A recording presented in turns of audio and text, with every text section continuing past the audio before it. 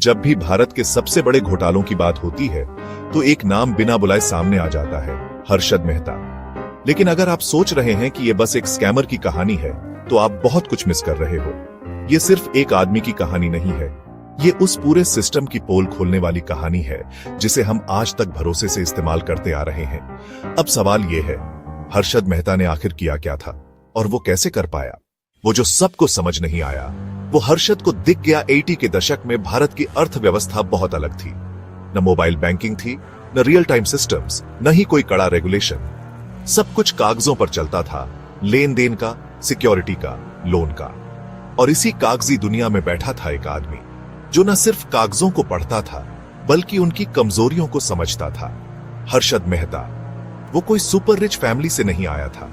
उसने एक छोटी सी नौकरी से शुरुआत की थी, क्लर्क के तौर पर।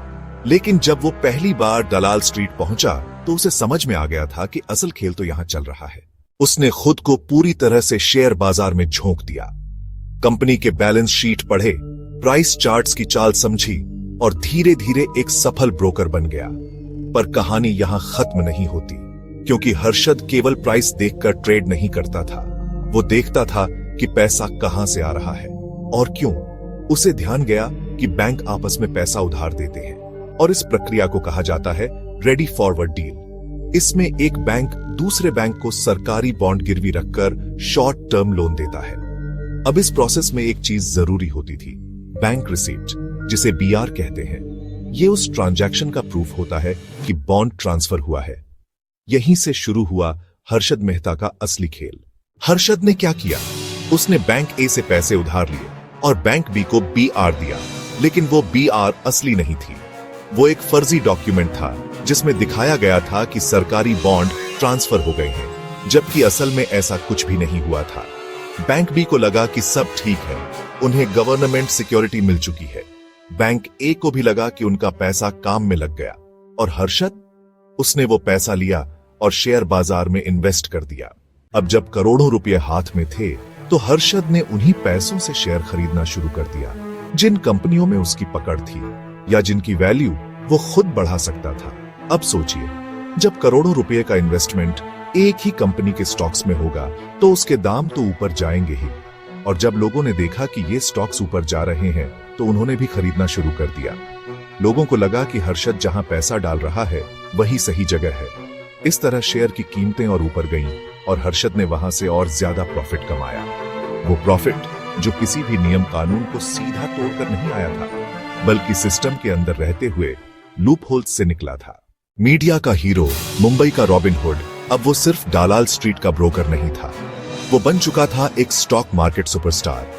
मीडिया उसे द बिग बुल कहने लगी थी। टीवी, अखबार, हर जगह उसकी फोटो थी। वो कहता था रिस्क है टू IHHQ है, और लोग उस पर विश्वास करते थे। उसका घर सी फेसिंग बंगले में था। वो BMW में चलता था, रोलेक्स पहनता था और लोग उस पर गर्व करते थे। पर किसी ने ये नहीं पूछा ये पैसे आ कहां से रहे हैं। जब सच सामने आया और पूरा सिस्टम हिल गया 1992 में, सुचेता दलाल नाम की एक पत्रकार ने इंडियन एक्सप्रेस में एक रिपोर्ट छापी। उसमें लिखा था, एक स्टॉक ब्रोकर बैंकों से करोड़ों रुपए बिना सिक्योरिटी के निकाल रहा है। यहीं से भूचाल आ गया। CBI, RBI, SEBI, सभी एजेंसियां हरकत में आईं।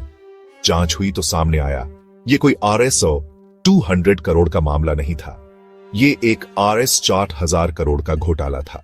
इसके बाद क्या हुआ? शेयर बाजार एक झटके में क्रैश कर गया। हजारों छोटे निवेशकों की मेहनत की कमाई डूब गई। बैंक डगमगा गए। पूरा देश सकते में था। हर्षद को गिरफ्तार किया गया, लेकिन वो एकदम कॉन्फिडेंट था। उसने कहा था कि उसके पास राजनीतिज्ञों को रिश्वत देने के सबूत हैं। उसकी प्रेस कॉन्फ्रेंस आज भी लोग याद रखते हैं, जहां वो मुस्कुरा रहा था, जैसे कह रहा हो, जो तुम समझते हो वो हुआ ही नहीं, असली खेल तो कुछ और है। लेकिन कुछ साबित नहीं हुआ।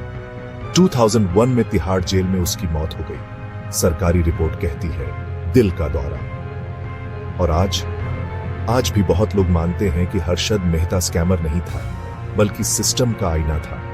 उसने कुछ चुराया नहीं, बस उस सिस्टम में ऐसे गुस्से जहां कोई झांकता भी नहीं था। उसने दिखाया कि अगर आप सिस्टम को अंदर तक समझ लें तो बिना कोई कानून तोड़े भी आप उसे अपने हिसाब से चला सकते हो।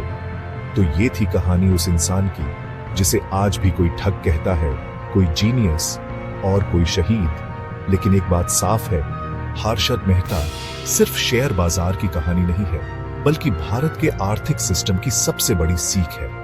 क्योंकि जब सिस्टम में खामी हो तो दोष सिर्फ एक इंसान का नहीं होता,